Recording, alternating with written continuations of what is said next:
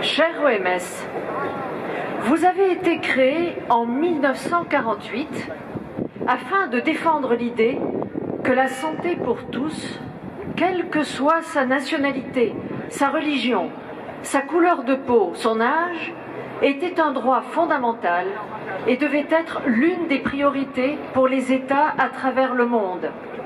Quelle généreuse et belle idée! Vous comptez d'ailleurs actuellement 194 États membres qui souscrivent à cette idée de départ.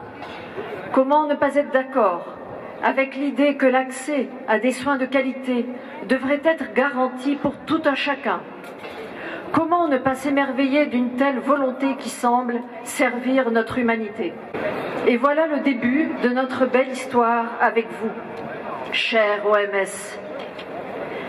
Dans un espoir légitime, voilà que nous, les populations mondiales, nous sommes mariés avec vos nobles idées et vos discours toujours plus flatteurs. Nous nous sommes encore une fois laissés endormir par vos belles paroles sans considérer vos actes, car vos actes, eux, ont été bien moins respectables.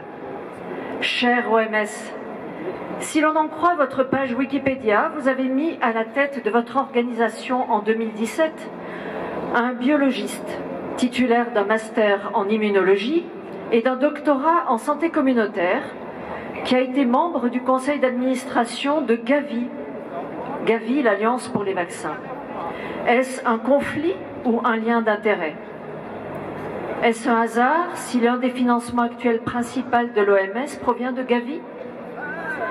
Cher OMS, vous avez eu besoin de financement pour mener à bien votre projet, ça se comprend. Vous avez décidé que les États membres vous financeraient. Sauf qu'actuellement, c'est la fondation Bill et Melinda Gates, Gavi et le Global Fund qui vous financent à hauteur de plus de 80%. C'est donc un contrôle total des décisions sur la santé mondiale par des intérêts privés et principalement donc ceux de Bill Gates. Quand on finance à 80% voire plus, ce n'est plus de la philanthropie. Qu'est-ce que c'est? Je ne sais pas. En tout cas, l'OMS appartient désormais à un particulier. Cher OMS, nous voici donc trahis dans notre mariage. Vous nous aviez promis une saine préoccupation concernant la santé des populations et nous vous voilà préoccupés par votre financement et votre désir de contrôle total sur les États membres.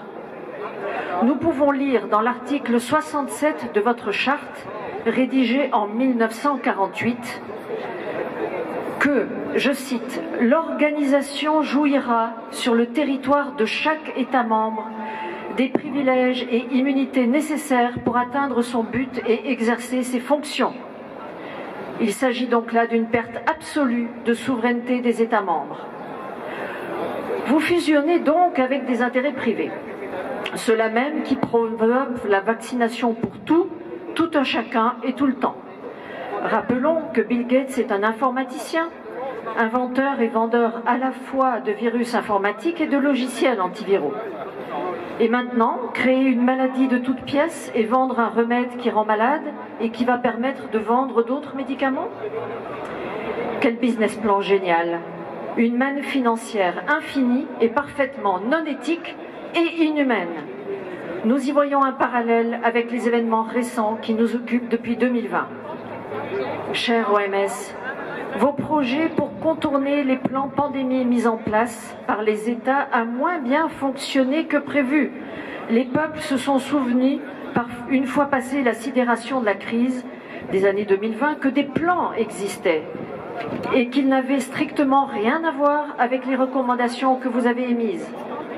Les peuples ont compris que derrière vos beaux discours se cachaient d'autres projets mortifères pour nous et très lucratifs pour ceux qui les ont pensés. Si vos projets mortifères pour nous, les peuples, sont admis, vous aurez la possibilité de déclarer seule une situation d'urgence, sans preuve médicale, d'appliquer la situation d'urgence à des incendies ou des températures trop élevées, par exemple, de décider seul de mesures, confinement, vaccins forcés, passe, couvre-feu, etc., d'interdire certains traitements et d'en imposer d'autres.